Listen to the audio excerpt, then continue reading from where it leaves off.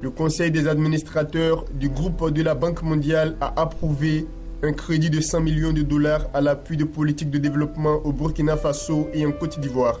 Ce crédit qui se décline en deux, à savoir 50 millions de dollars pour chacun, a été octroyé pour réduire les coûts de transactions liés aux échanges et au transport. L'objectif est de promouvoir le développement du secteur privé et d'améliorer l'intégration commerciale de ces deux pays.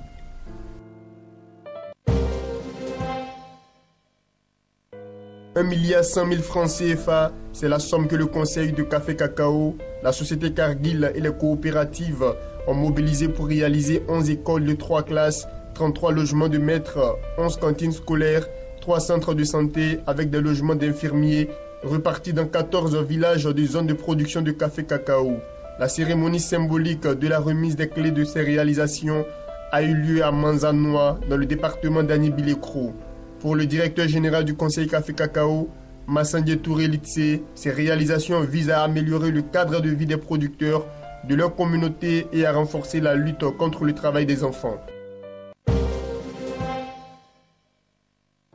Dans un récent communiqué, la Direction générale du port autonome d'Abidjan a informé l'opinion nationale et internationale de l'organisation à Abidjan du 37e Conseil et la 13e table ronde des directeurs généraux des ports, membres de l'Association de gestion des ports de l'Afrique de l'Ouest et du Centre. Ce conseil va se tenir du 29 au 2 juillet prochain autour du thème « Le coût du passage portuaire, quelle responsabilité des différents acteurs de la chaîne ».